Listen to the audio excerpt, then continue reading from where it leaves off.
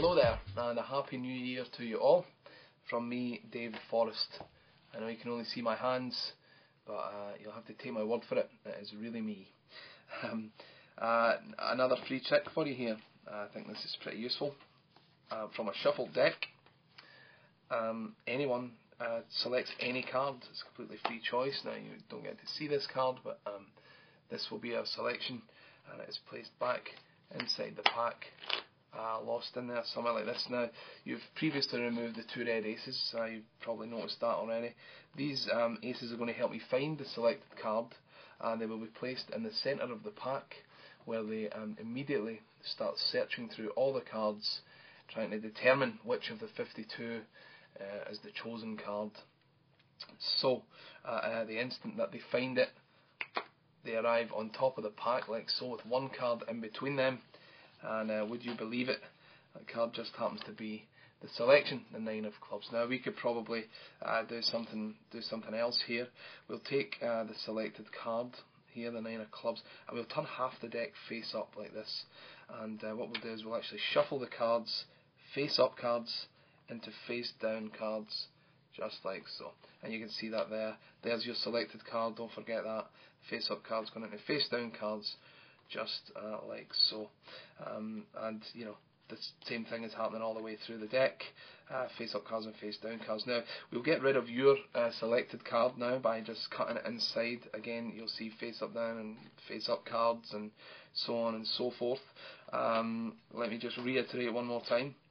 We've got some cards face up, some cards face down, cards going this way, cards going that way, cards going every which way. You can imagine what a difficult job the aces are going to have on this occasion to find a selection in among the deck when it's in such a mess like this. But nonetheless, they will bravely attempt it. In they go, the two aces like this, and immediately, again, they start searching through all the cards to see if they can find that selected card. Of course, once again, when they find it, they arrive again on top of the pack.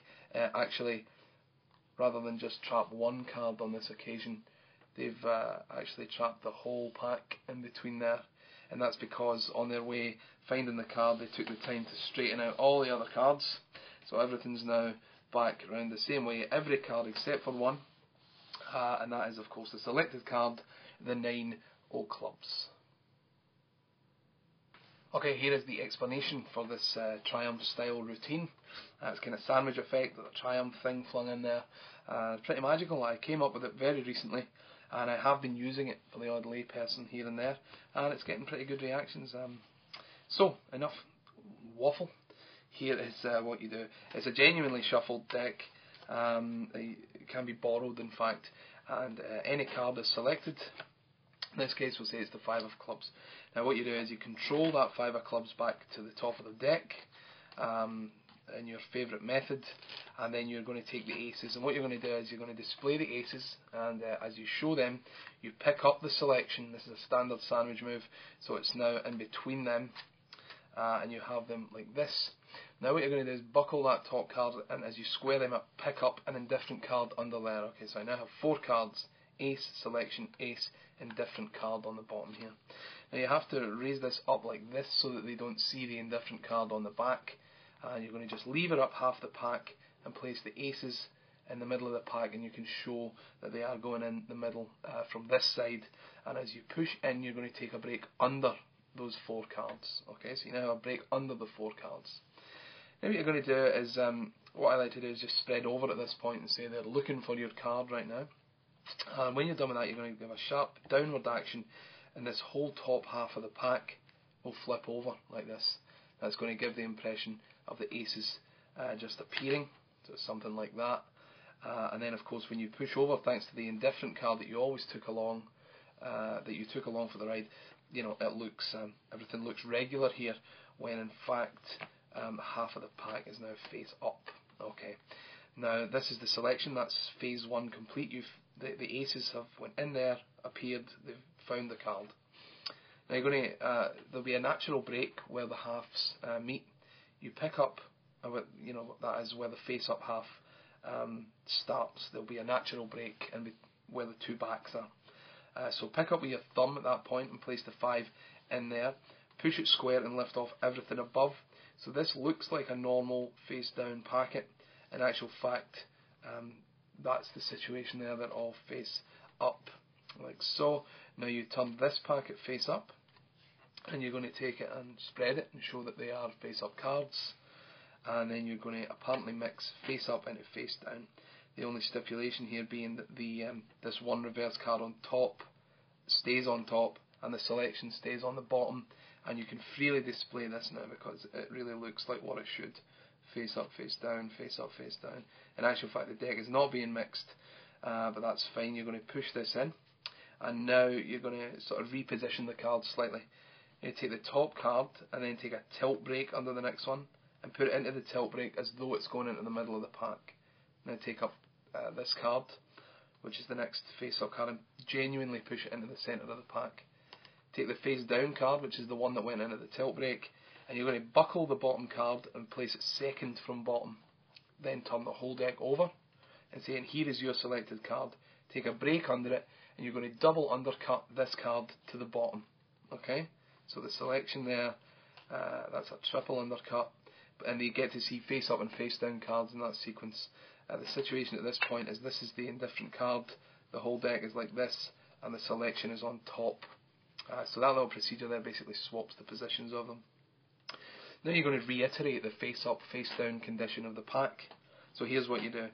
You take a break under a few cards, maybe 12, something like that, and you're going to slip cut. So hold the top card back, slip cut, and take this face up pile here.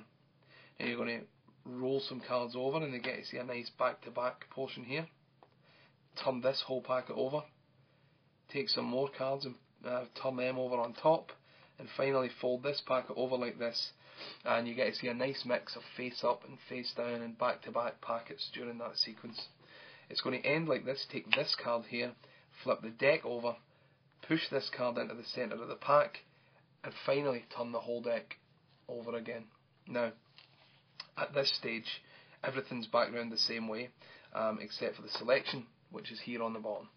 You're going to take the aces and place them in the centre of the pack, and as you square them in, you're going to take a break in between them. Okay, so in between the two aces.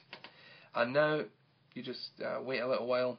You say they're looking for the card, but it's much harder this time because they're they're face up and face down.